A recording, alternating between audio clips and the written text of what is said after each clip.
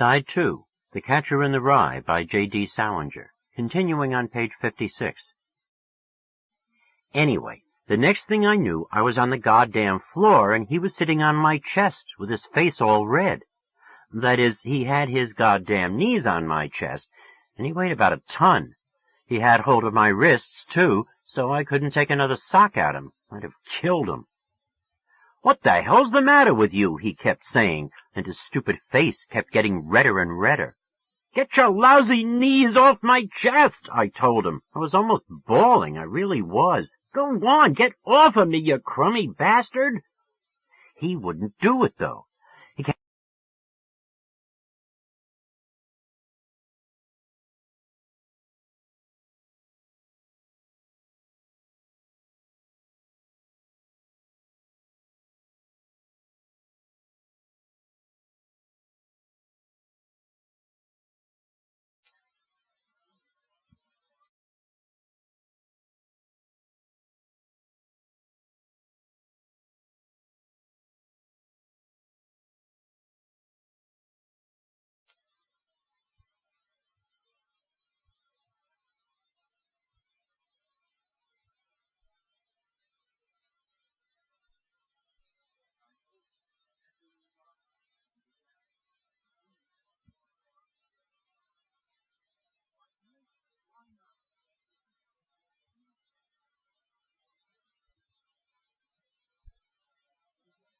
Side 2, The Catcher in the Rye by J.D. Salinger, continuing on page 56. Anyway, the next thing I knew, I was on the goddamn floor, and he was sitting on my chest with his face all red. That is, he had his goddamn knees on my chest, and he weighed about a ton. He had hold of my wrists, too, so I couldn't take another sock at him. I'd have killed him. "What the hell's the matter with you?" he kept saying, and his stupid face kept getting redder and redder. "Get your lousy knees off my chest," I told him. I was almost bawling, I really was. "Go on, get off of me, you crummy bastard." He wouldn't do it, though. He kept holding on to my wrists, and I kept calling him a son of a bitch and all for around 10 hours. I can hardly even remember what all I said to him. I told him he thought he could give the time to anybody he felt like. I told him he didn't even care if a girl kept all her kings in the back row or not, and the reason he didn't care was because he was a goddamn stupid moron. He hated it when you called him a moron. All morons hate it when you call them a moron. "Shut up now, Holden," he said, with his big stupid red face. "Just shut up now. You don't even know if her first name is Jane or Jean, you goddamn moron." "Now shut up, Holden. God damn it, I'm warning you," he said. I really had him going. "If you don't shut up, I'm going to slam you one." "Get your dirty, stinking moron knees off my chest." "If I let you up, will you keep your mouth shut?" I didn't even answer him. He said it over again. "Holden, if I let you up, will you keep your mouth shut?" "Yes." He got up off me, and I got up too. My chest hurt like hell from his dirty knees. "You're a dirty, stupid son of a bitch of a moron," I told him. That got him really mad. He shook his big stupid finger in my face.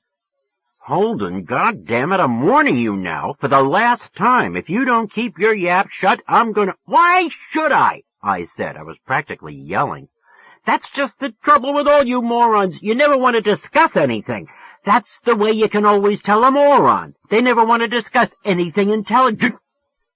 Then he really let one go at me, and the next thing I knew, I was on the goddamn floor again.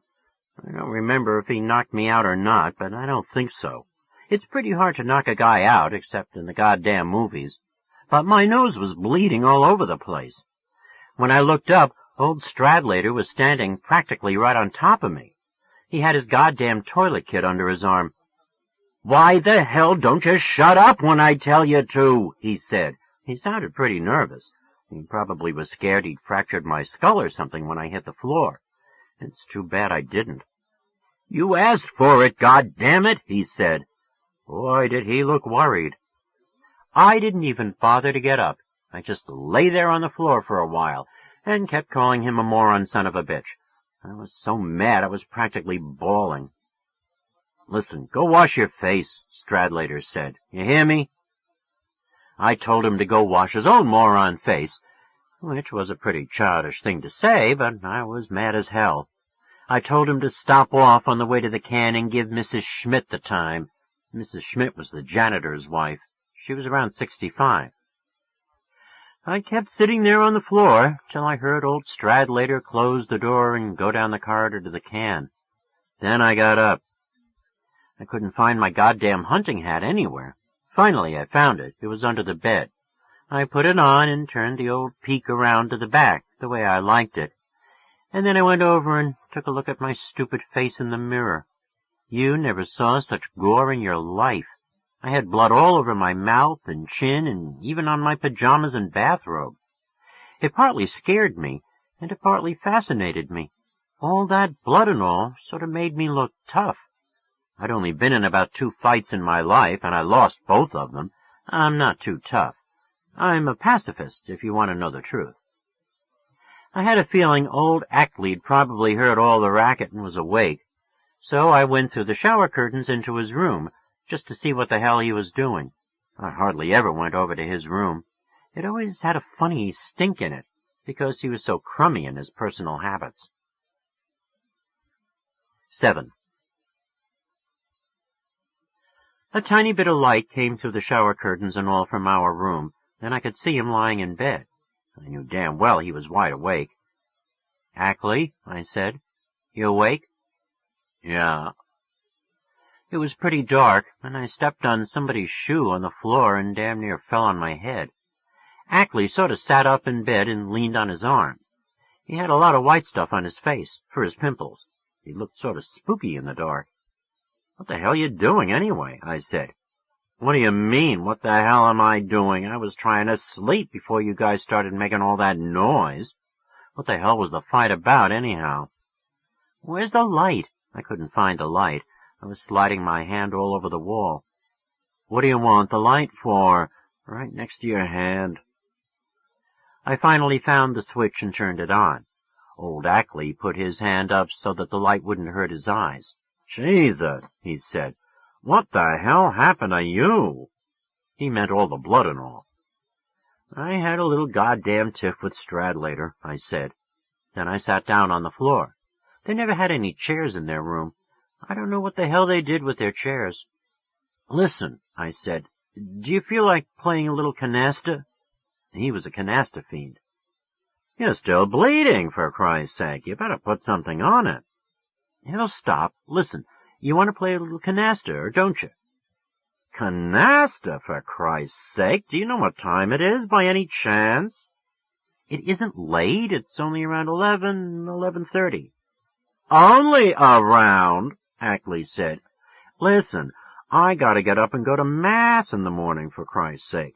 You guys start hollering and fighting in the middle of the goddamn—" "What the hell was the fight about, anyhow?" "It's a long story. I don't want to bore you, Ackley. I'm thinking of your welfare," I told him. I never discussed my personal life with him. In the first place, he was even more stupid than Stradlater. Stradlater was a goddamn genius next to Ackley. "Hey," I said, "is it okay if I sleep in Eli's bed tonight? He won't be back till tomorrow night, will he?" I knew damn well he wouldn't. Eli went home damn near every weekend. "I don't know when the hell he's coming back," Ackley said.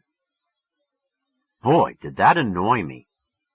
"What the hell do you mean you don't know when he's coming back? He never comes back till Sunday night, does he?" "No, but for Christ's sake, I can't just tell somebody they can sleep in his goddamn bed if they want to." That killed me. I reached up from where I was sitting on the floor and patted him on the goddamn shoulder. "You're a prince, Ackley, kid," I said. "You know that?" "No, I mean it. I can't just tell somebody they can sleep in—" "You're a real prince. You're a gentleman and a scholar, kid," I said. He really was, too. "Do you happen to have any cigarettes by any chance? Say no or I'll drop dead." "No, I don't, as a matter of fact. Listen, what the hell was the fight about?" I didn't answer him. All I did was, I got up and went over and looked out the window. I felt so lonesome all of a sudden. I almost wished I was dead. "What the hell was the fight about, anyhow?" Ackley said for about the 50th time. He certainly was a bore about that. "About you," I said. "About me, for Christ's sake?" "Yeah, I was defending your goddamn honor. Stradlater said you had a lousy personality. I couldn't let him get away with that stuff." That got him excited. "He did? No kidding. He did?" I told him I was only kidding, and then I went over and laid down on Eli's bed. Boy, did I feel rotten. I felt so damn lonesome. "This room stinks," I said. "I can smell your socks from way over here. Don't you ever send them to the laundry?" "If you don't like it, you know what you can do," Ackley said. What a witty guy. "How about turning off the goddamn light?" I didn't turn it off right away, though. I just kept laying there on Eli's bed, thinking about Jane and all. It just drove me stark staring mad when I thought about her and Stradlater parked somewhere in that fat-assed Ed Banky's car. Every time I thought about it, I felt like jumping out the window. The thing is, you didn't know Stradlater. I knew him. Most guys at Pensy just talked about having sexual intercourse with girls all the time, like Ackley, for instance, but old Stradlater really did it. I was personally acquainted with at least 2 girls he gave the time to. That's the truth. "Tell me the story of your fascinating life, Ackley kid," I said. "How about turning off the goddamn light? I gotta get up for Mass in the morning." I got up and turned it off, if it made him happy. Then I laid down on Eli's bed again. "What are you gonna do? Sleep in Eli's bed?" Ackley said. He was the perfect host, boy. I may not. Don't worry about it." "I'm not worried about it. Only I'd hate like hell if Eli came in all of a sudden and found some guy." "Relax. I'm not going to sleep here. I wouldn't abuse your goddamn hospitality." A couple of minutes later, he was snoring like mad. I kept laying there in the dark anyway, though, trying not to think about old Jane and Stradlater in that goddamn Ed Banky's car. But it was almost impossible. The trouble was, I knew that guy Stradlater's technique. That made it even worse. We once double-dated in Ed Banky's car, and Stradlater was in the back with his date, and I was in the front with mine. What a technique that guy had. What he'd do was, he'd start snowing his date in this very quiet, sincere voice, like as if he wasn't only a very handsome guy, but a nice, sincere guy, too. I damn near puked listening to him. His date kept saying, "No, please, please don't, please," but old Stradlater kept snowing her in this Abraham Lincoln sincere voice, and finally there'd be this terrific silence in the back of the car. It was really embarrassing. I don't think he gave that girl the time that night, but damn near. Damn near. While I was laying there trying not to think, I heard old Stradlater come back from the can and go in our room.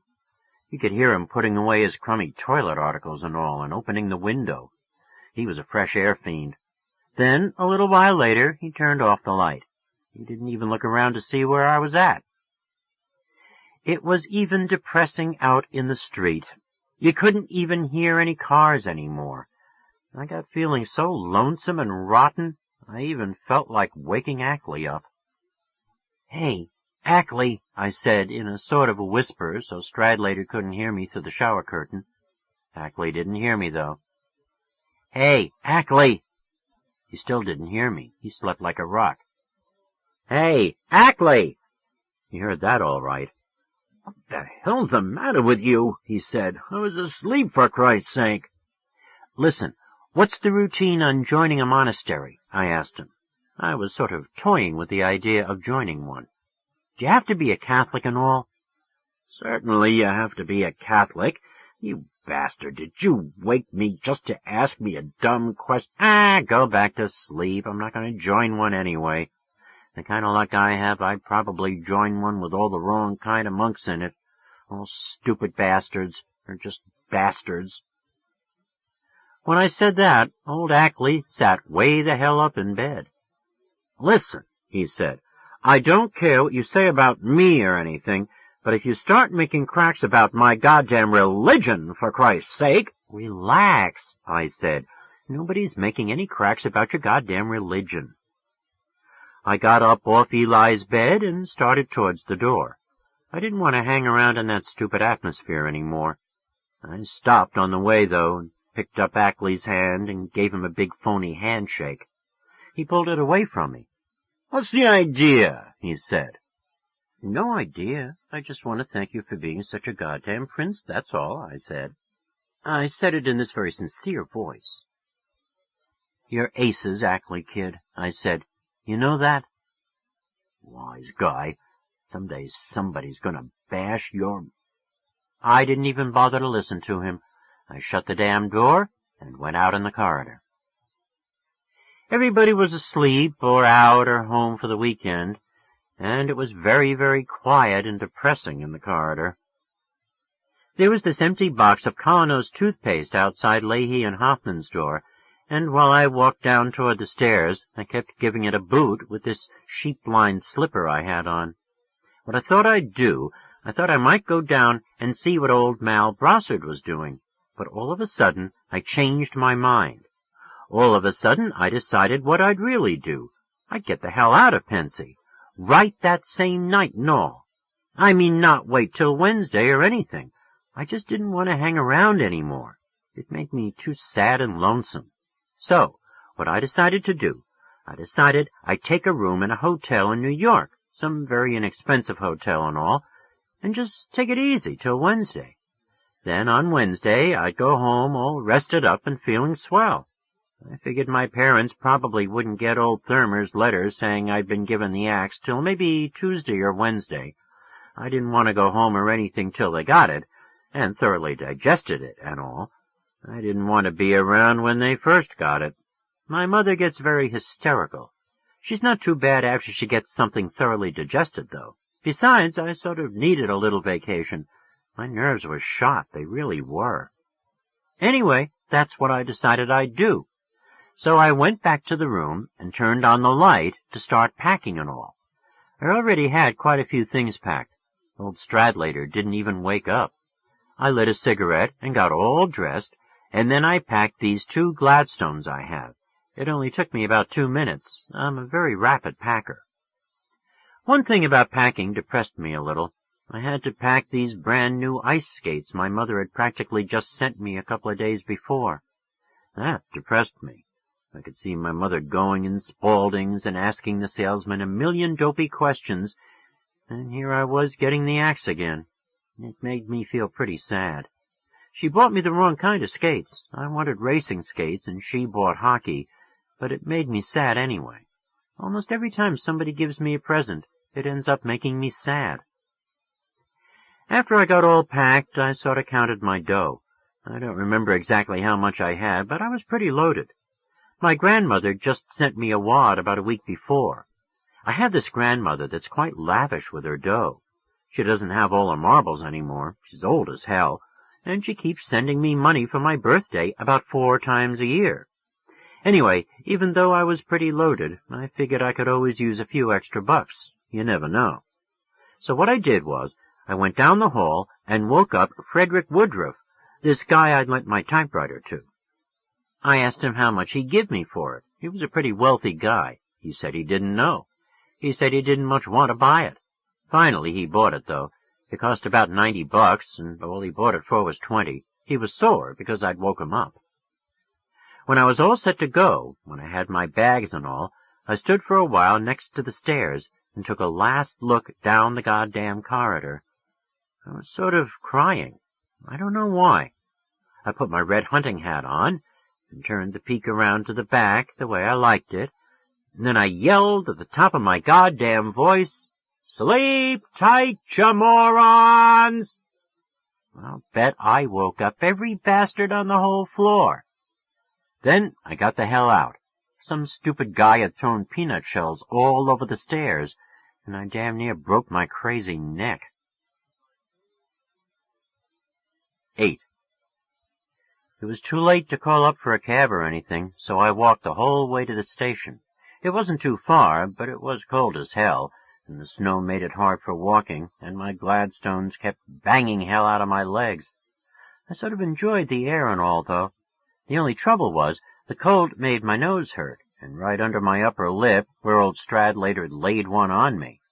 He'd smacked my lip right on my teeth, and it was pretty sore. My ears were nice and warm, though. That hat I bought had earlaps in it, and I put them on. I didn't give a damn how I looked. Nobody was around anyway. Everybody was in the sack.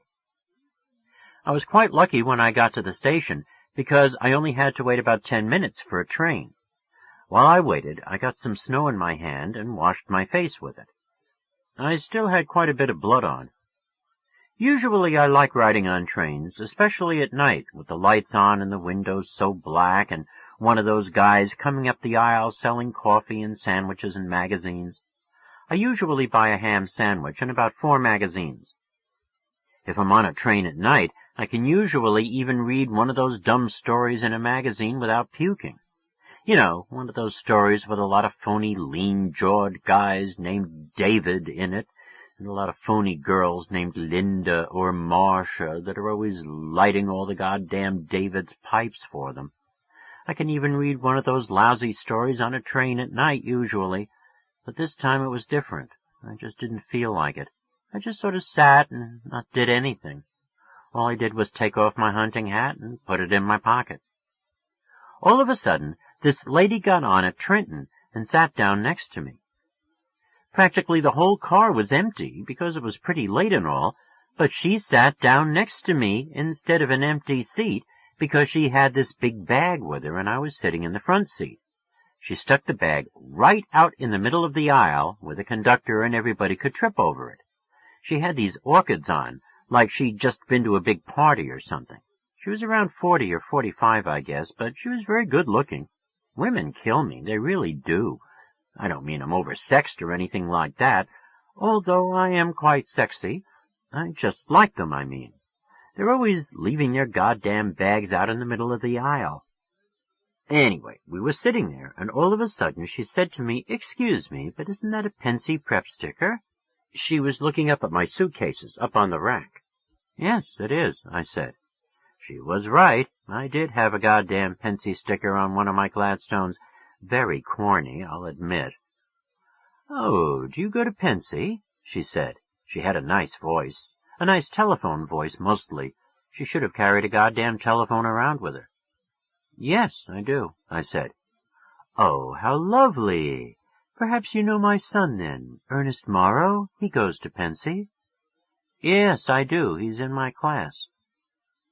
Her son was doubtless the biggest bastard that ever went to Pensy in the whole crummy history of the school. He was always going down the corridor, after he'd had a shower, snapping his soggy old wet towel at people's asses. That's exactly the kind of guy he was. "Oh, how nice," the lady said, but not corny. She was just nice and all. "I must tell Ernest we met," she said. "May I ask your name, dear?" "Rudolph Schmidt," I told her. I didn't feel like giving her my whole life history. Rudolph Schmidt was the name of the janitor of our dorm. "Do you like Pensy?" she asked me.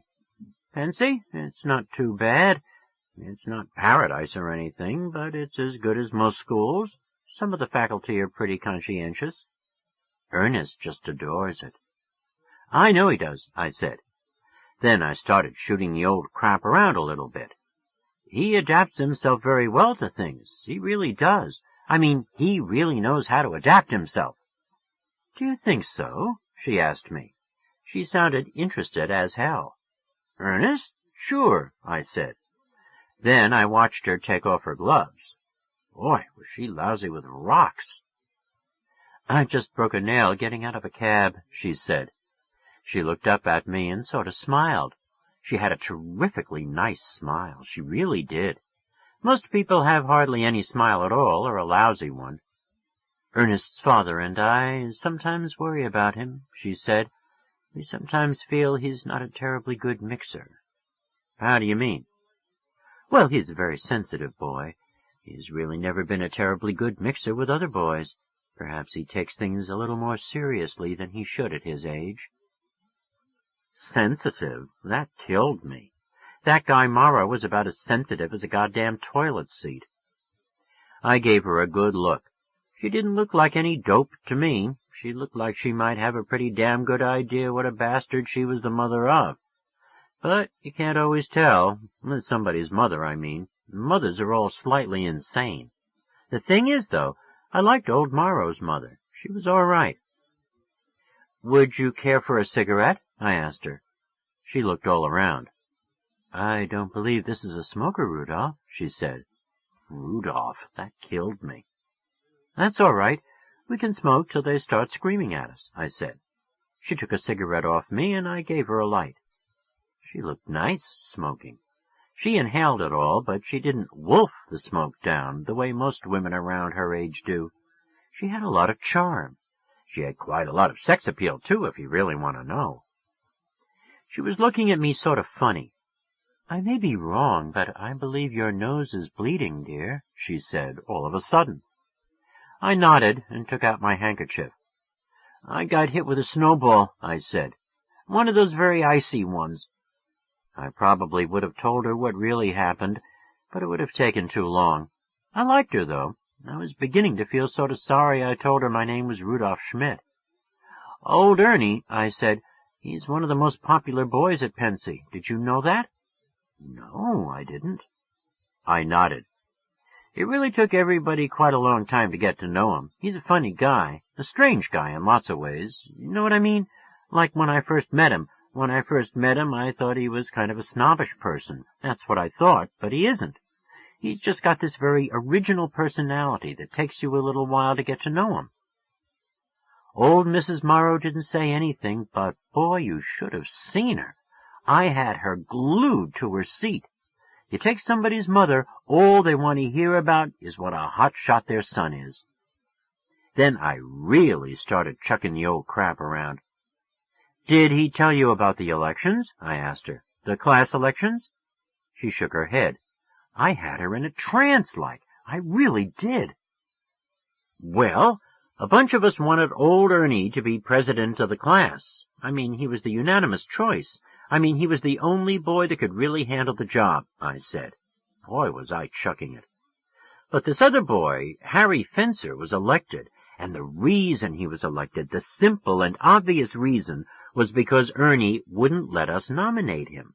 Because he's so darn shy and modest and all, he refused. Boy, he's really shy. You ought to make him try to get over that." I looked at her. "Didn't he tell you about it?" "No, he didn't." I nodded. "That's Ernie. He wouldn't. That's the one fault with him. He's too shy and modest. You really ought to get him to try to relax occasionally." Right that minute, the conductor came around for old Mrs. Morrow's ticket, and it gave me a chance to quit shooting it. I'm glad I shot it for a while, though.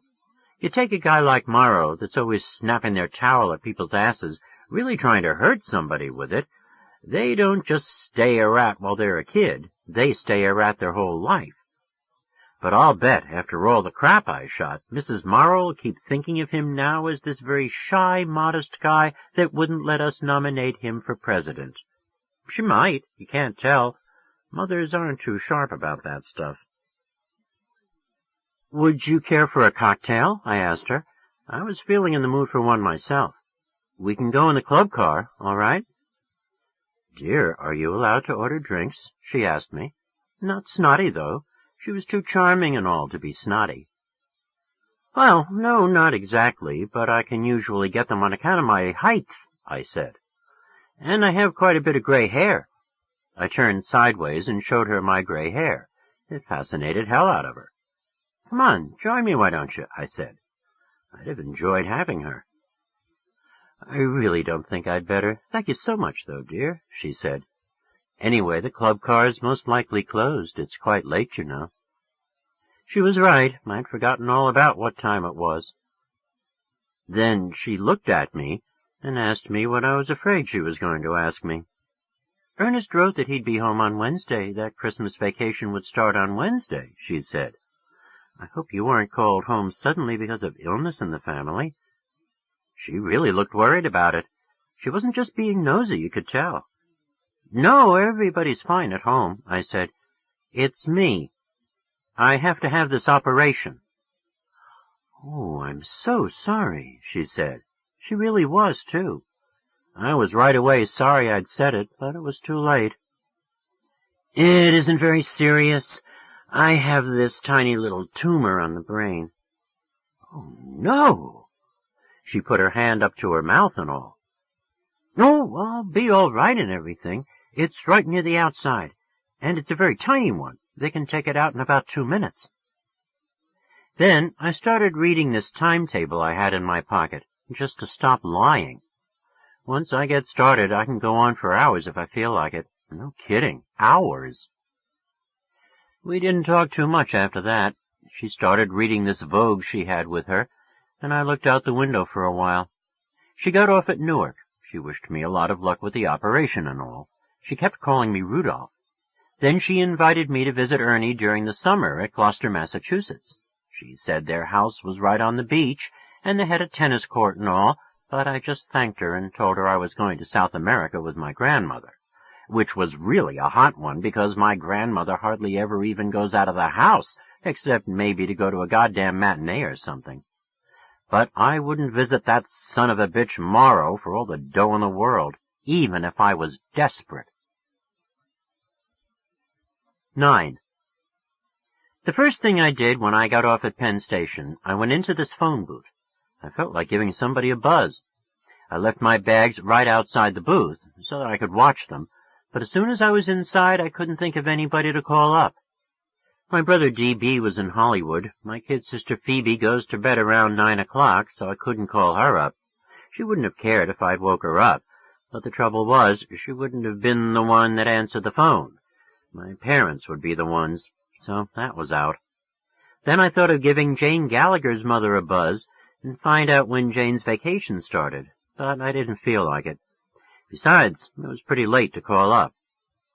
Then I thought of calling this girl I used to go around with quite frequently, Sally Hayes, because I knew her Christmas vacation had started already.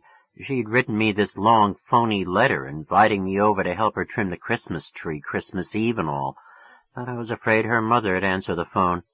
Her mother knew my mother, and I could picture her breaking a goddamn leg to get to the phone and tell my mother I was in New York. Besides, I wasn't crazy about talking to old Mrs. Hayes on the phone. She once told Sally I was wild. She said I was wild and that I had no direction in life. Then I thought of calling up this guy that went to the Wooten School when I was there, Carl Luce, but I didn't like him much. So I ended up not calling anybody. I came out of the booth after about 20 minutes or so and got my bags and walked over to that tunnel where the cabs are and got a cab. I'm so damn absent-minded, I gave the driver my regular address just out of habit and all. I completely forgot I was going to shack up in a hotel for a couple of days and not go home till vacation started. I didn't think of it till we were halfway through the park. Then I said, "Hey, do you mind turning around when you get a chance? I gave you the wrong address. I want to go back downtown." The driver was sort of a wise guy. "I can't turn around here, Mac. This here's a one-way. I'll have to go all the way to 90th Street now." I didn't want to start an argument. "Okay," I said. Then I thought of something all of a sudden. "Hey, listen," I said. "You know those ducks in that lagoon right near Central Park South, that little lake? By any chance, do you happen to know where they go, the ducks, when it gets all frozen over? Do you happen to know by any chance?" I realized it was only one chance in a million. He turned around and looked at me like I was a madman. "What are you trying to do, bud?" he said. "Kid me?" "No, I was just interested, that's all." He didn't say anything more, so I didn't either, until we came out of the park at 90th Street. Then he said, "All right, buddy, where to?" "Well, the thing is, I don't want to stay at any hotels on the east side where I might run into some acquaintances of mine. I'm traveling incognito," I said. I hate saying corny things like traveling incognito, but when I'm with somebody that's corny, I always act corny too. "Do you happen to know whose band's at the Taft or the New Yorker by any chance?" "No idea, Mac." "Well, take me to the Edmont then," I said. "Would you care to stop on the way and join me for a cocktail? On me, I'm loaded." Can't do it, Max. Sorry. He certainly was good company. Terrific personality. We got to the Edmont Hotel, and I checked in. I put on my red hunting cap when I was in the cab, just for the hell of it, but I took it off before I checked in. I didn't want to look like a screwball or something, which is really ironic. I didn't know then that the goddamn hotel was full of perverts and morons. Screwballs all over the place. They gave me this very crummy room with nothing to look out of the window at except the other side of the hotel. I didn't care much. I was too depressed to care whether I had a good view or not. The bellboy that showed me to the room was this very old guy, around 65. He was even more depressing than the room was. He was one of those bald guys that comb all their hair over from the side to cover up the baldness. I'd rather be bald than do that. Anyway, what a gorgeous job for a guy around 65 years old, carrying people's suitcases and waiting around for a tip. I suppose he wasn't too intelligent or anything, but it was terrible anyway. After he left, I looked out the window for a while with my coat on and all. I didn't have anything else to do. You'd be surprised what was going on the other side of the hotel. They didn't even bother to pull their shades down. I saw one guy, a gray-haired, very distinguished-looking guy with only his shorts on, do something you wouldn't believe me if I told you. First, he put his suitcase on the bed. Then he took out all these women's clothes and put them on. Real women's clothes.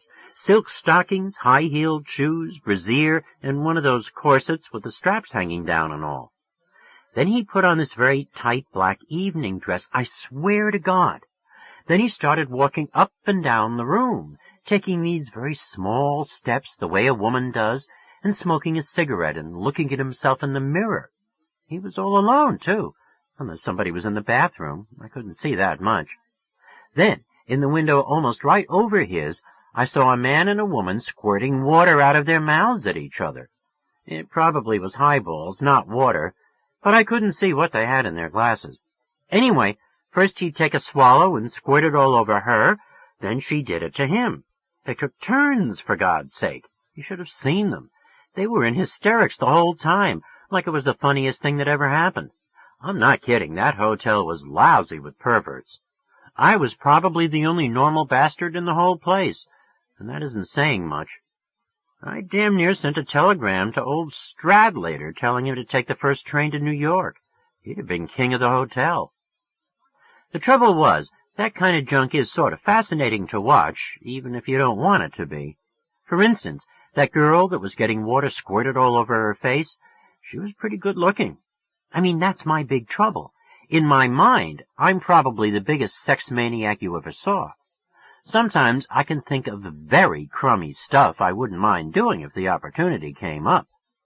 I can even see how it might be quite a lot of fun, in a crummy way, if you were both sort of drunk and all, to get a girl and squirt water or something all over each other's face. The thing is, though, I don't like the idea. It stinks, if you analyze it. I think if you don't really like a girl, you shouldn't horse around with her at all. And if you do like her, then you're supposed to like her face, and if you like her face, you ought to be careful about doing crummy stuff to it, like squirting water all over it. It's really too bad that so much crummy stuff is a lot of fun sometimes. Girls aren't too much help either when you start trying not to get too crummy, when you start trying not to spoil anything really good. I knew this one girl a couple of years ago that was even crummier than I was. Boy, was she crummy. We had a lot of fun, though, for a while in a crummy way. Sex is something I really don't understand too hot. You never know where the hell you are. I keep making up these sex rules for myself, and then I break them right away. Last year, I made a rule that I was going to quit horsing around with girls that deep down gave me a pain in the ass. I broke it, though, the same week I made it. The same night, as a matter of fact. I spent the whole night necking with a terrible phony named Anne Louise Sherman. Sex is something I just don't understand. I swear to God I don't. I started toying with the idea, while I kept standing there, of giving old Jane a buzz. I mean, calling her long distance at BM where she went, instead of calling up her mother to find out when she was coming home. You weren't supposed to call students up late at night, but I had it all figured out. I was going to tell whoever answered the phone that I was her uncle. I was going to say her aunt had just got killed in a car accident, and I had to speak to her immediately. It would have worked, too. The only reason I didn't do it was because I wasn't in the mood. If you're not in the mood, you can't do that stuff right. After a while, I sat down in a chair and smoked a couple of cigarettes. I was feeling pretty horny. I have to admit it. Then all of a sudden, I got this idea. I took out my wallet and started looking for this address a guy I met at a party last summer that went to Princeton gave me. Finally, I found it. It was all a funny color from my wallet, but you could still read it. It was the address of this girl that wasn't exactly a whore or anything, but that didn't mind doing it once in a while, this Princeton guy told me. He brought her to a dance at Princeton once, and they nearly kicked him out for bringing her. She used to be a burlesque stripper or something. Anyway, I went over to the phone and gave her a buzz. Her name was Faith Cavendish, and she lived at the Stanford Arms Hotel on 65th and Broadway. A dump, no doubt. For a while, I didn't think she was home or something. Nobody kept answering. Then, finally, somebody picked up the phone. "Hello," I said. I made my voice quite deep so that she wouldn't suspect my age or anything. I have a pretty deep voice anyway. "Hello," this woman's voice said, none too friendly either. "Is this Miss Faith Cavendish?" "Who's this?" she said. "Who's calling me up at this crazy goddamn hour?" That sort of scared me a little bit. "Well, I know it's quite late," I said in this very mature voice and all. "I hope you'll forgive me, but I was very anxious to get in touch with you." I said it suave as hell, I really did. "Who is this?" she said. "Well, you don't know me, but I am a friend of Eddie Birdsell's. He suggested that if I were in town sometime, we ought to get together for a cocktail or two." "Who? You're a friend of who?" Boy, she was a real tigress over the phone. She was damn near yelling at me. "Edmund Birdsell. Eddie Birdsell," I said. I couldn't remember if his name was Edmund or Edward. I only met him once at a goddamn stupid party. "I don't know anybody by that name, Jack. And if you think I enjoy being woke up in the middle—" "Eddie Birdsell from Princeton," I said. You could tell she was running the name over in her mind and all. Birdsell. From Princeton. Princeton College?" "That's right," I said. "You from Princeton College?" "Well, approximately." "Oh. How is Eddie?" she said. "This is certainly a peculiar time to call a person up, though. Jesus Christ." "He's fine. He asked to be remembered to you." "Well, thank you. Remember me to him," she said. "He's a grand person. What's he doing now?" She was getting friendly as hell all of a sudden. "Oh, you know, same old stuff," I said. How the hell did I know what he was doing? I hardly knew the guy. I didn't even know if he was still at Princeton. "Look," I said, "would you be interested in meeting me for a cocktail somewhere?" "By any chance, do you have any idea what time it is?" she said. "What's your name, anyhow, may I ask?" She was getting an English accent all of a sudden. "You sound a little on the young side." I laughed. "Thank you for the compliment," I said, suave as hell.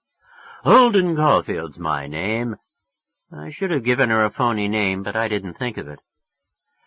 "Well, look, Mr. Caulfield, I'm not in the habit of making engagements in the middle of the night. I'm a working gal."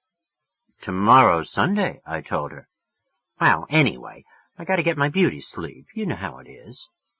"I thought we might have just one cocktail together. It isn't too late." "Well, you're very sweet," she said. "Where you calling from? Where you at now, anyways?" "Me? I'm in a phone booth." "Oh," she said. Then there was this very long pause. "Well, I'd like awfully to get together with you sometime, Mr. Caulfield. You sound very attractive. You sound like a very attractive person. But it is late." "I could come up to your place?" "Well, ordinary, I'd say grand. I'd love to have you drop up for a cocktail, but my roommate happens to be ill. She's been laying here all night without a wink of sleep. She just this minute closed her eyes and all, I mean. Oh, that's too bad. Where are you stopping at? Perhaps we could get together for cocktails tomorrow. I can't make it tomorrow, I said. Tonight's the only time I can make it. What a dope I was. I shouldn't have said that. Oh, well, I'm awfully sorry. I'll say hello to Eddie for you. Will you do that? I hope you enjoy your stay in New York. It's a grand place. I know it is. Thanks. Good night, I said. Then I hung up. Boy, I really fouled that up. I should have at least made it for cocktails or something. 10. It was still pretty early. I'm not sure what time it was, but it wasn't too late. The one thing I hate to do is go to bed when I'm not even tired. So I opened my suitcases and took out a clean shirt, and then I went in the bathroom and washed and changed my shirt. What I thought I'd do, I thought I'd go downstairs and see what the hell was going on in the lavender room. They had this nightclub, the Lavender Room, in the hotel. While I was changing my shirt, I damn near gave my kid sister Phoebe a buzz, though. I certainly felt like talking to her on the phone, somebody with sense and all. But I couldn't take a chance on giving her a buzz because she was only a little kid and she wouldn't have been up, let alone anywhere near the phone. I thought of maybe hanging up if my parents answered, but that wouldn't have worked either. They'd know it was me. My mother always knows it's me. She's psychic. But I certainly wouldn't have minded shooting the crap with old Phoebe for a while. You should see her. You never saw a little kid so pretty and smart in your whole life. She's really smart. She's had all A's ever since she started school. As a matter of fact, I'm the only dumb one in the family. My brother D.B.'s a writer and all, and my brother Allie, the one that died that I told you about, was a wizard. I am the only really dumb one. But you ought to see old Phoebe. She has this sort of red hair, a little bit like Allie's was, that's very short in the summertime. In the summertime, she sticks it behind her ears. She has nice, pretty little ears. In the wintertime, it's pretty long, though. Sometimes my mother braids it, and sometimes she doesn't. It's really nice, though. She's only 10. She's quite skinny, like me, but nice skinny, roller skate skinny. I watched her once from the window when she was crossing over Fifth Avenue to go to the park, and that's what she is, roller skate skinny. You'd like her. If you tell old Phoebe something, she knows exactly what the hell you're talking about. You can even take her anywhere with you. If you take her to a lousy movie, for instance, she knows it's a lousy movie. If you take her to a pretty good movie, she knows it's a pretty good movie. D.B. and I took her to see this French movie, The Baker's Wife, with Remieux in it. It killed her. Her favorite is The 39 Steps, though, with Robert Donat. She knows the whole goddamn movie by heart, because I've taken her to see it about 10 times. When old Donat comes up to this Scotch farmhouse, for instance, when he's running away from the cops and all, Phoebe'll say right out loud in the movie, right when the Scotch guy in the picture says it, "Can you eat the herring?" She knows all the talk by heart. And when this professor in the picture that's really a German spy sticks up his little finger with part of the middle joint missing to show Robert Donat, old Phoebe beats him to it. She holds up her little finger at me in the dark, right in front of my face. She's all right. You'd like her. The only trouble is, she's a little too affectionate sometimes. She's very emotional for a child. She really is. Something else she does, she writes books all the time, only she doesn't finish them. They're all about some kid named Hazel Weatherfield, only old Phoebe spells it Hazle. Old Hazel Weatherfield is a girl detective. She's supposed to be an orphan, but her old man keeps showing up. Her old man's always a tall, attractive gentleman about 20 years of age. That kills me. Old Phoebe, I swear to God you'd like her. She was smart even when she was a very tiny little kid. When she was a very tiny little kid, I and Allie used to take her to the park with us, especially on Sundays. Allie had this sailboat he used to like to fool around with on Sundays, and we used to take old Phoebe with us. She'd wear white gloves and walk right between us, like a lady and all. and when Allie and I were having some conversation about things in general, old Phoebe'd be listening. Sometimes you'd forget she was around, because she was such a little kid. But she'd let you know. She'd interrupt you all the time. She'd give Allie or I a push or something and say, "Who? Who said that? Bobby or the lady?" And we'd tell her who said it, and she'd say, "Oh," and go right on listening and all. She killed Allie, too. I mean, he liked her, too. She's 10 now, and not such a tiny little kid anymore, but she still kills everybody. Everybody with any sense, anyway. Anyway, she was somebody you always felt like talking to on the phone, but I was too afraid my parents would answer, and then they'd find out I was in New York and kicked out of Pensy and all. So I just finished putting on my shirt. Then I got all ready and went down in the elevator to the lobby to see what was going on. Except for a few pimpy-looking guys and a few hoary-looking blondes, the lobby was pretty empty. But you could hear the band playing in the lavender room, and so I went in there. It wasn't very crowded, but they gave me a lousy table anyway, way in the back. I should have waved a buck under the head waiter's nose. In New York, boy, money really talks. I'm not kidding.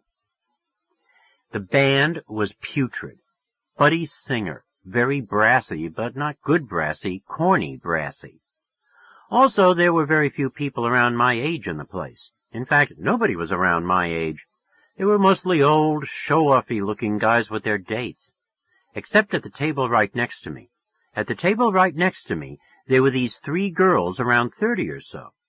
The whole 3 of them were pretty ugly, and they all had on the kind of hats that you knew they didn't really live in New York, but one of them, the blonde one, wasn't too bad. She was sort of cute, the blonde one, and I started giving her the old eye a little bit. But just then the waiter came up for my order. I ordered a scotch and soda and told him not to mix it. I said it fast as hell, because if you hem and haw, they think you're under 21 and won't sell you any intoxicating liquor. I had trouble with him anyway, though. "I'm sorry, sir," he said, "but do you have some verification of your age, your driver's license, perhaps?" I gave him this very cold stare, like he'd insulted the hell out of me, and asked him, "Do I look like I'm under 21? "I'm sorry, sir, but we have our—" Okay, I said. I figured the hell with it. "Bring me a Coke." He started to go away, but I called him back. "Can't you stick a little rum in it or something?" I asked him. I asked him very nicely and all. "I can't sit in a corny place like this cold sober. Can't you stick a little rum in it or something?" "I'm very sorry, sir," he said, and beat it on me. I didn't hold it against him, though. They lose their jobs if they get caught selling to a minor. I'm a goddamn minor. I started giving the 3 witches at the next table the eye again. That is, the blonde one. The other 2 were strictly from hunger. I didn't do it crudely, though. I just gave all 3 of them this very cool glance and all. What they did, though, the 3 of them, when I did it, they started giggling like morons. They probably thought I was too young to give anybody the once-over. That annoyed hell out of me. You'd have thought I wanted to marry them or something. I should have given them the freeze after they did that. But the trouble was I really felt like dancing. I'm very fond of dancing sometimes, and that was one of the times. So all of a sudden, I sort of leaned over and said, "Would any of you girls care to dance?" I didn't ask them crudely or anything, very suave, in fact. But goddamn it, they thought that was a panic, too. They started giggling some more. I'm not kidding. They were 3 real morons. "Come on," I said. "I'll dance with you one at a time, all right? How about it? Come on." I really felt like dancing. Finally, the blonde one got up to dance with me, because you could tell I was really talking to her, and we walked out to the dance floor. The other 2 gruels nearly had hysterics when we did. I certainly must have been very hard up to even bother with any of them. But it was worth it. The blonde was some dancer. She was one of the best dancers I ever danced with. I'm not kidding. Some of these very stupid girls can really knock you out on a dance floor. You take a really smart girl, and half the time she's trying to lead you around the dance floor, or else she's such a lousy dancer the best thing to do is stay at the table and just get drunk with her. "You really can dance," I told the blonde one. "You ought to be a pro. I mean it. I danced with a pro once, and you're twice as good as she was. Did you ever hear of Marco and Miranda? What? She said. She wasn't even listening to me. She was looking all around the place. I said, did you ever hear of Marco and Miranda? I don't know. No, I don't know. Well, they're dancers. She's a dancer. She's not too hot, though. She does everything she's supposed to, but she's not so hot anyway. You know when a girl's really a terrific dancer? What'd you say? She said. She wasn't listening to me even. Her mind was wandering all over the place. I said, do you know when a girl's really a terrific dancer?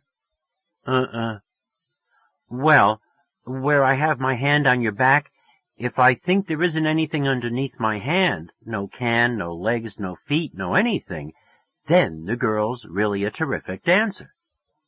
She wasn't listening, though, so I ignored her for a while. We just danced. God, could that dopey girl dance? Buddy Singer and his stinking band was playing just one of those things, and even they couldn't ruin it entirely. It's a swell song. I didn't try any trick stuff while we danced. I hate a guy that does a lot of show-off tricky stuff on the dance floor, but I was moving her around plenty, and she stayed right with me. The funny thing is, I thought she was enjoying it too, till all of a sudden she came out with this very dumb remark. I and my girlfriend saw Peter Lorre last night, she said. The movie actor, in person. He was buying a newspaper. He's cute. You're lucky, I told her. You're really lucky, you know that? She was really a moron, but what a dancer. I could hardly stop myself from sort of giving her a kiss on the top of her dopey head, you know, right where the part is and all. She got sore when I did it. Hey, what's the idea? Nothing, no idea. You really can dance, I said. I have a kid sister that's only in the goddamn 4th grade. You're about as good as she is, and she can dance better than anybody living or dead. Watch your language if you don't mind. What a lady, boy, a queen, for Christ's sake. Where you girls from? I asked her. She didn't answer me, though. She was busy looking around for old Peter Lorre to show up, I guess. Where you girls from? I asked her again. What? She said. Where you girls from? Don't answer if you don't feel like it. I don't want you to strain yourself. Seattle, Washington, she said. She was doing me a big favor to tell me. You're a very good conversationalist, I told her. You know that? What? I let it drop. It was over her head anyway. Do you feel like jitterbugging a little bit if they play a fast one? Not corny jitterbug, not jump or anything, just nice and easy.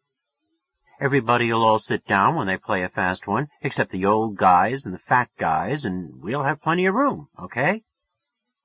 It's immaterial to me, she said. Hey, how old are you anyhow? That annoyed me for some reason. Oh, Christ, don't spoil it, I said.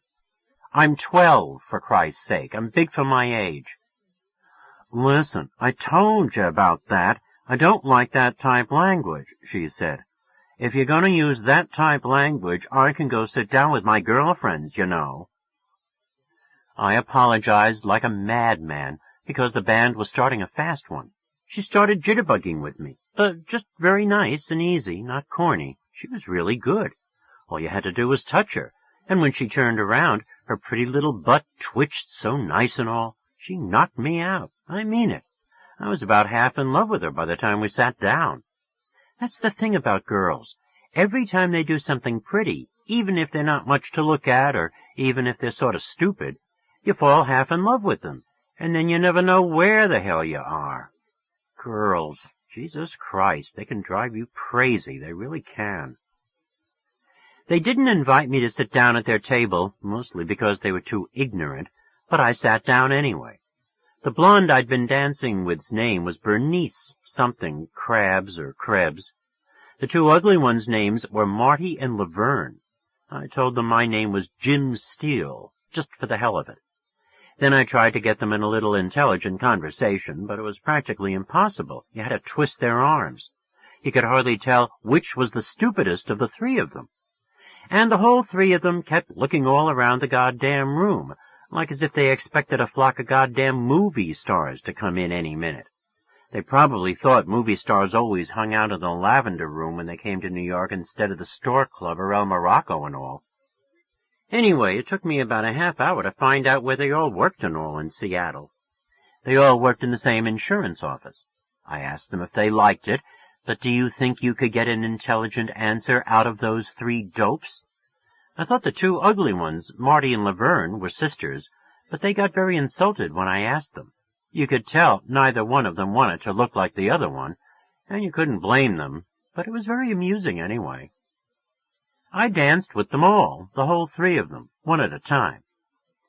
The one ugly one, Laverne, wasn't too bad a dancer, but the other one, old Marty, was murder.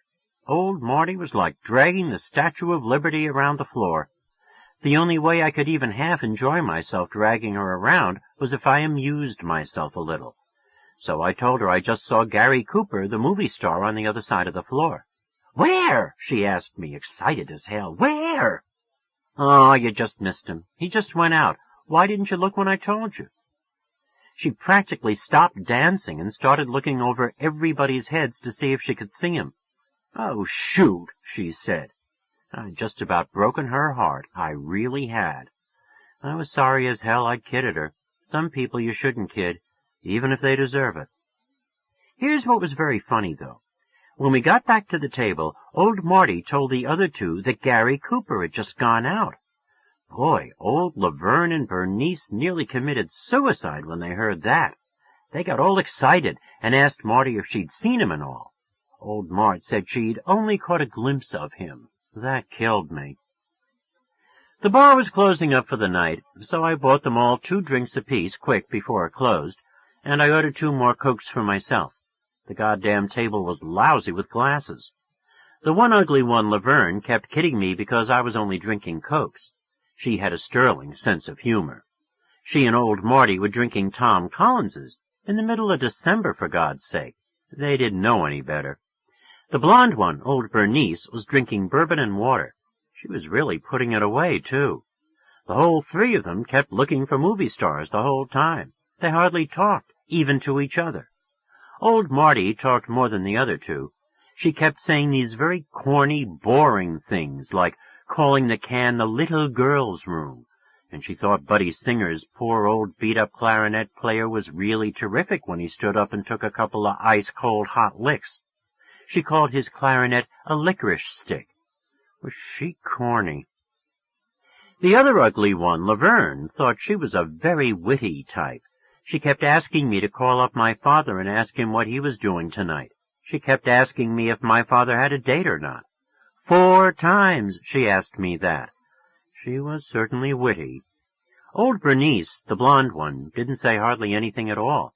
Every time I'd ask her something, she said, "What?" That can get on your nerves after a while.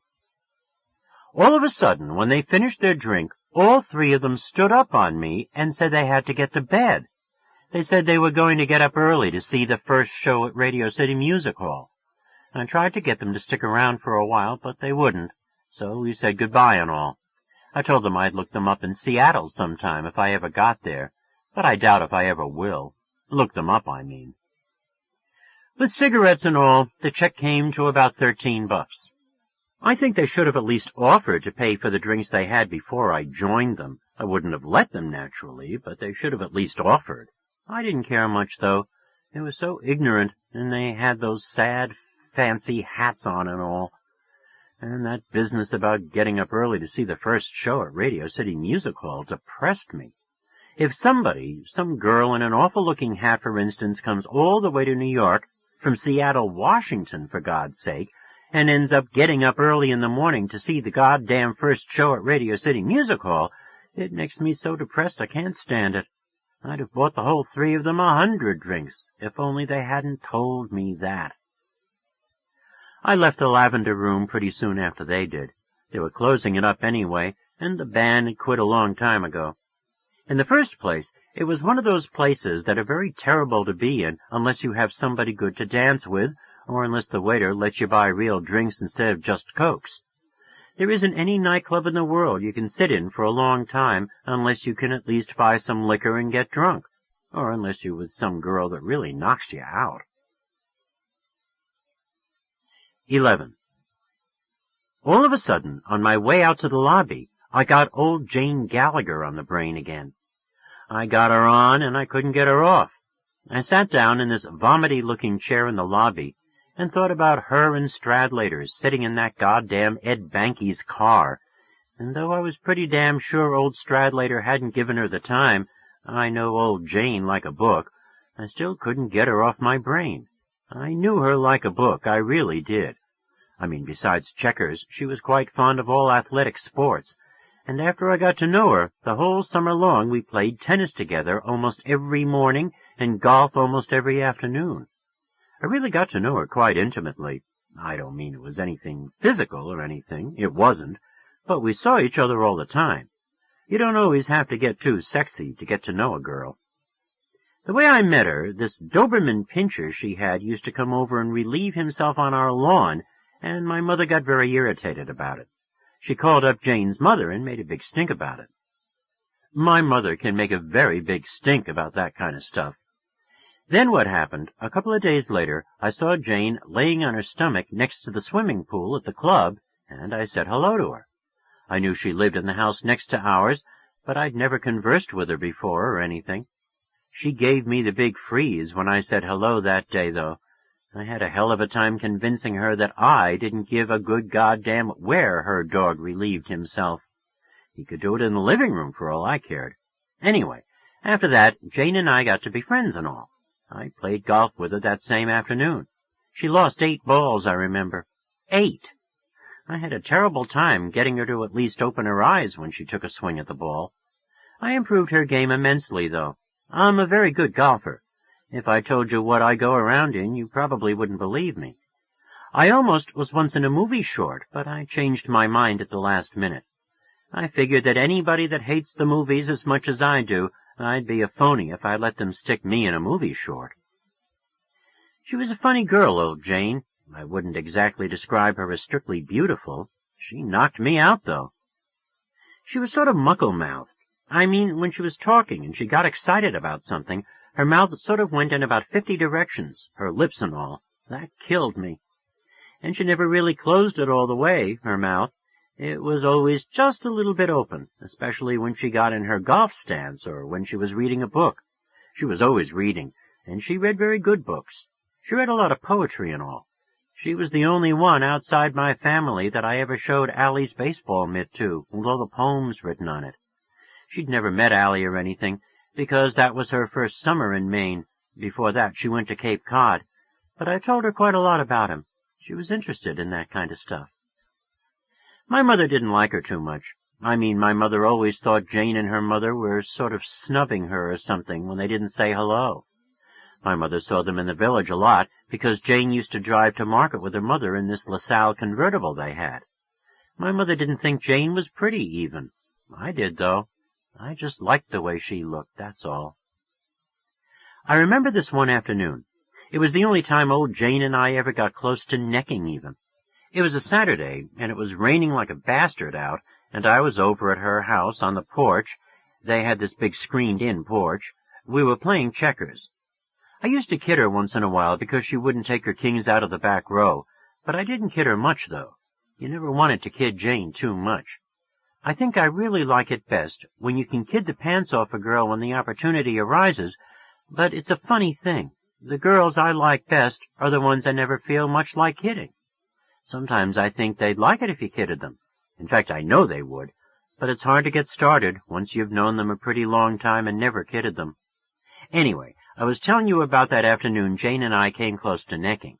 It was raining like hell, and we were out on her porch, and all of a sudden this booze hound her mother was married to came out on the porch and asked Jane if there were any cigarettes in the house. I didn't know him too well or anything, but he looked like the kind of guy that wouldn't talk to you much unless he wanted something off you. He had a lousy personality. Anyway, old Jane wouldn't answer him when he asked her if she knew where there was any cigarettes. So the guy asked her again, but she still wouldn't answer him. She didn't even look up from the game. Finally, the guy went inside the house. When he did, I asked Jane what the hell was going on. She wouldn't even answer me then. She made out like she was concentrating on her next move in the game and all. Then, all of a sudden, This tear plopped down on the checkerboard, on one of the red squares. Boy, I can still see it. She just rubbed it into the board with her finger. I don't know why, but it bothered hell out of me. So what I did was, I went over and made her move over on the glider so that I could sit down next to her, and practically sat down in her lap, as a matter of fact. Then she really started to cry, and the next thing I knew, I was kissing her all over, anywhere, her eyes, her nose, her forehead, her eyebrows and all, her ears, her whole face, except her mouth and all. She sort of wouldn't let me get to her mouth. Anyway, it was the closest we ever got to necking. After a while, she got up and went in and put on this red and white sweater she had that knocked me out, and we went to a goddamn movie. I asked her on the way if Mr. Cudahy, that was the booze hound's name, had ever tried to get wise with her. She was pretty young, but she had this terrific figure, and I wouldn't have put it past that Cudahy bastard. She said no, though. I never did find out what the hell was the matter. Some girls, you practically never find out what's the matter. I don't want you to get the idea she was a goddamn icicle or something just because we never necked or horsed around much. She wasn't. I held hands with her all the time, for instance. That doesn't sound like much, I realize, but she was terrific to hold hands with.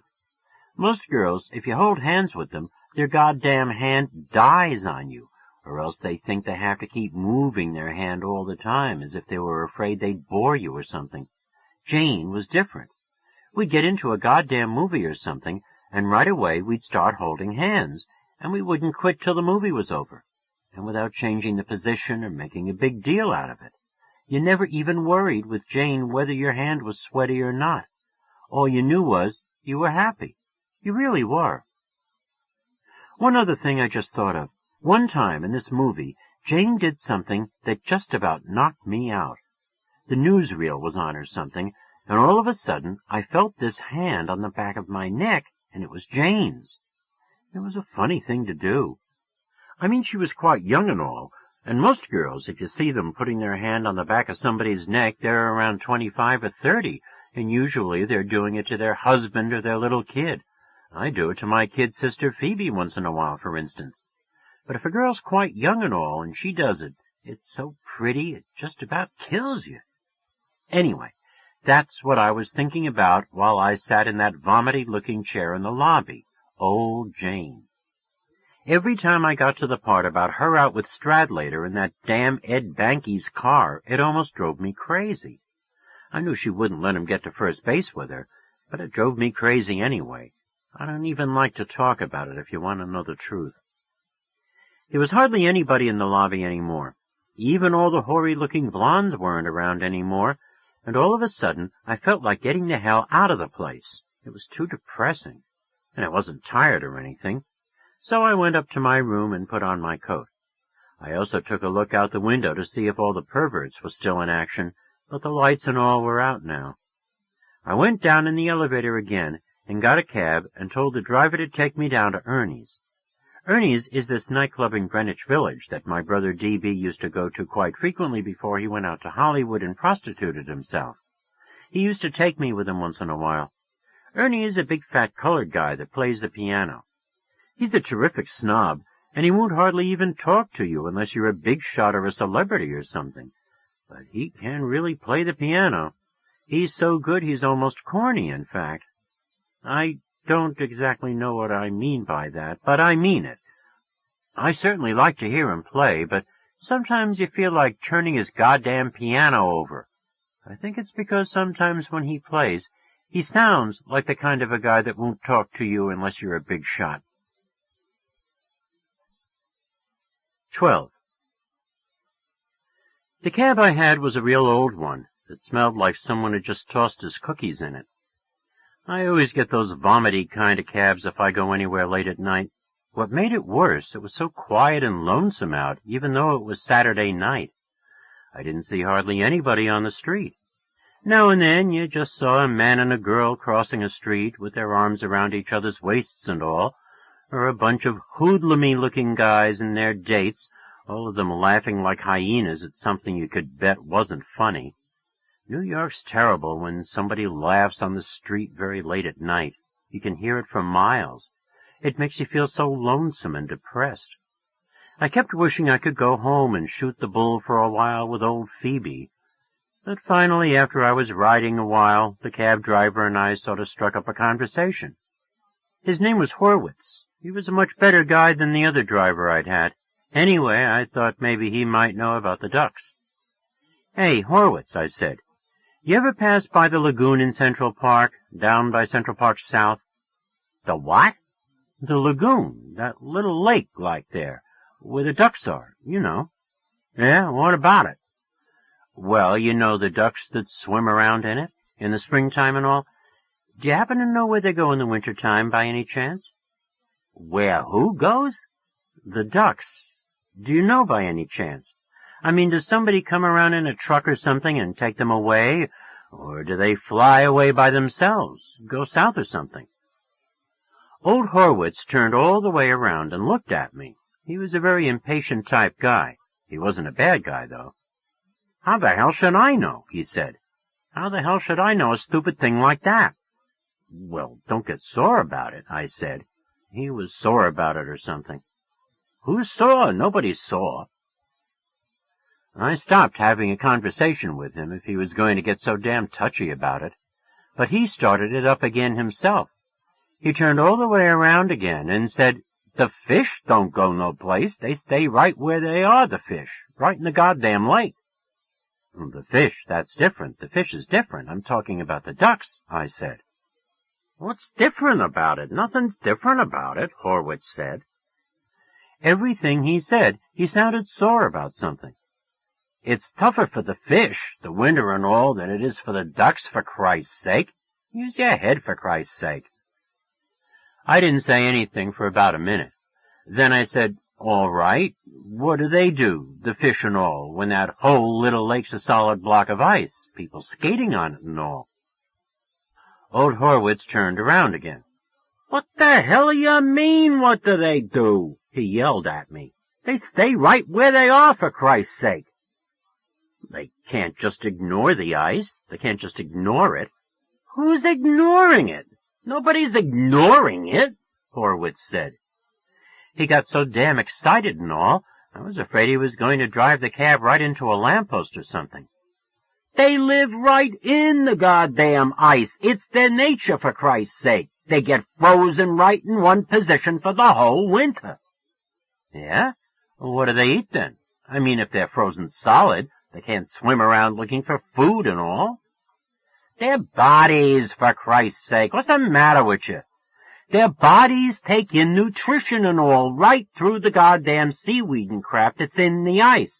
They got their pores open the whole time. That's their nature, for Christ's sake. See what I mean?" He turned way the hell around again to look at me. "Oh," I said. I let it drop. I was afraid he was going to crack the damn taxi up or something. Besides, he was such a touchy guy, it wasn't any pleasure discussing anything with him. "Would you care to stop off and have a drink with me somewhere?" I said. He didn't answer me, though. I guess he was still thinking. I asked him again, though. He was a pretty good guy, quite amusing and all. "I ain't got no time for no liquor, bud," he said.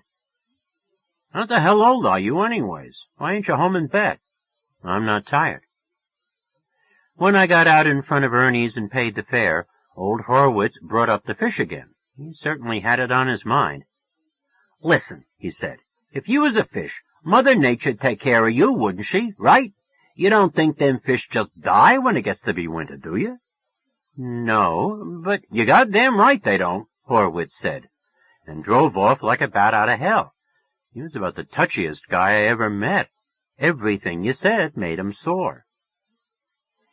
Even though it was so late, old Ernie's was jam-packed, mostly with prep school jerks and college jerks. Almost every damn school in the world gets out earlier for Christmas vacation than the schools I go to. You could hardly check your coat, it was so crowded. It was pretty quiet, though, because Ernie was playing the piano. It was supposed to be something holy, for God's sake, when he sat down at the piano. Nobody's that good. About 3 couples, besides me, were waiting for tables, and they were all shoving and standing on tiptoes to get a look at old Ernie while he played. He had a big damn mirror in front of the piano with this big spotlight on him so that everybody could watch his face while he played. You couldn't see his fingers while he played, just his big old face. Big deal. I'm not too sure what the name of the song was that he was playing when I came in, but whatever it was, he was really stinking it up. He was putting all these dumb, show-offy ripples in the high notes and a lot of other very tricky stuff that gives me a pain in the ass. You should have heard the crowd, though, when he was finished. You would have puked. They went mad. They were exactly the same morons that laugh like hyenas in the movies at stuff that isn't funny. I swear to God, if I were a piano player or an actor or something and all those dopes thought I was terrific, I'd hate it. I wouldn't even want them to clap for me. People always clap for the wrong things. If I were a piano player, I'd play it in the goddamn closet.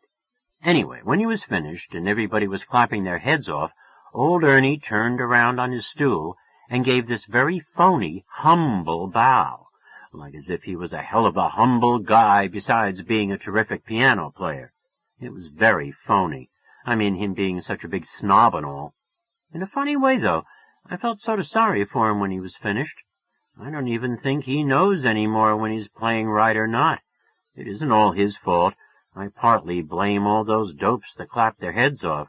They'd foul up anybody if you gave them a chance. Anyway, it made me feel depressed and lousy again, and I damn near got my coat back and went back to the hotel, but it was too early, and I didn't feel much like being all alone. They finally got me this stinking table right up against a wall and behind a goddamn post where you couldn't see anything.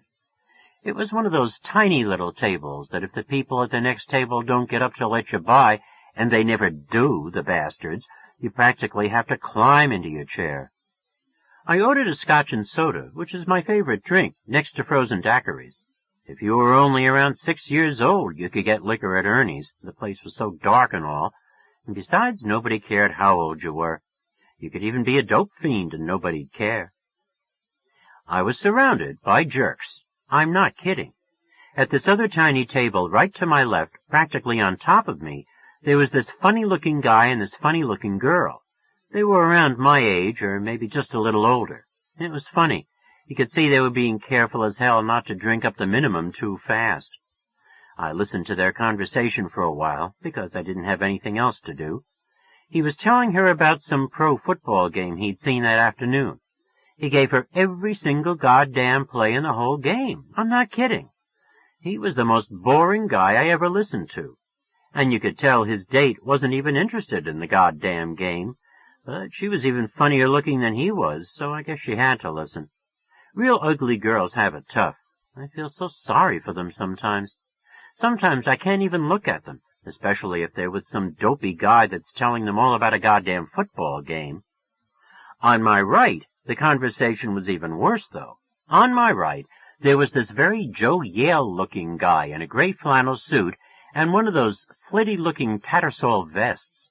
All those Ivy League bastards look alike. My father wants me to go to Yale or maybe Princeton, but I swear I wouldn't go to one of those Ivy League colleges if I was dying, for God's sake. Anyway, this Joe Yale-looking guy had a terrific-looking girl with him. Boy, she was good-looking. But you should have heard the conversation they were having. In the first place, they were both slightly crocked. What he was doing, he was giving her a feel under the table, and at the same time telling her all about some guy in his dorm that had eaten a whole bottle of aspirin and nearly committed suicide. His date kept saying to him, "How horrible! Don't, darling, please don't, not here." Imagine giving somebody a feel and telling them about a guy committing suicide at the same time. They killed me. I certainly began to feel like a prize horse's ass, though, sitting there all by myself. There wasn't anything to do except smoke and drink.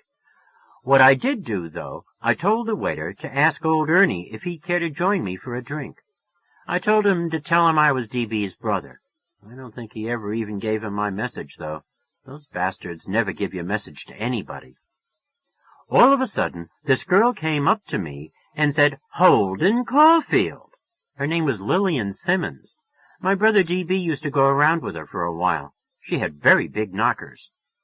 "Hi," I said. I tried to get up, naturally, but it was some job getting up in a place like that. She had some Navy officer with her that looked like he had a poker up his ass. "How marvelous to see you," old Lillian Simmons said, strictly a phony. "How's your big brother?" That's all she really wanted to know. "He's fine. He's in Hollywood." "In Hollywood? How marvelous! What's he doing?" "I don't know. Writing," I said. I didn't feel like discussing it. You could tell she thought it was a big deal, his being in Hollywood. Almost everybody does. Mostly people who've never read any of his stories. It drives me crazy, though. "How exciting!" old Lillian said. Then she introduced me to the Navy guy. His name was Commander Blop or something. He was one of those guys that think they're being a pansy if they don't break around 40 of your fingers when they shake hands with you. God, I hate that stuff. "Are you all alone, baby?" old Lillian asked me.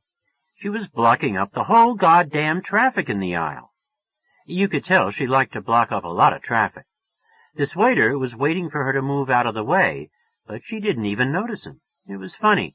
You could tell the waiter didn't like her much. You could tell even the Navy guy didn't like her much, even though he was dating her. And I didn't like her much. Nobody did. You had to feel sort of sorry for her in a way. "Don't you have a date, baby?" she asked me. I was standing up now, and she didn't even tell me to sit down. She was the type that keeps you standing up for hours. "Isn't he handsome?" she said to the Navy guy. "Holden, you're getting handsomer by the minute."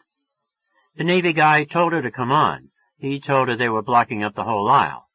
"Holden, come join us," old Lillian said. "Bring your drink." I was just leaving, I told her. "I have to meet somebody." You could tell she was just trying to get in good with me, so that I'd tell old DB about it. "Well, you little so-and-so, all right for you. Tell your big brother I hate him when you see him." Then she left. The Navy guy and I told each other we were glad to have met each other, which always kills me. I'm always saying glad to have met you to somebody I'm not at all glad I met. If you want to stay alive, you have to say that stuff, though. After I told her I had to meet somebody, I didn't have any goddamn choice except to leave. I couldn't even stick around to hear old Ernie play something halfway decent. But I certainly wasn't going to sit down at a table with old Lillian Simmons and that Navy guy and be bored to death. So I left. It made me mad, though, when I was getting my coat. People are always ruining things for you. 13. I walked all the way back to the hotel, 41 gorgeous blocks. I didn't do it because I felt like walking or anything. It was more because I didn't feel like getting in and out of another taxicab. Sometimes you get tired of riding in taxicabs the same way you get tired riding in elevators. All of a sudden you have to walk, no matter how far or how high up. When I was a kid, I used to walk all the way up to our apartment very frequently, 12 stories. End of side 2. To continue, change side selector switch and turn the cassette over.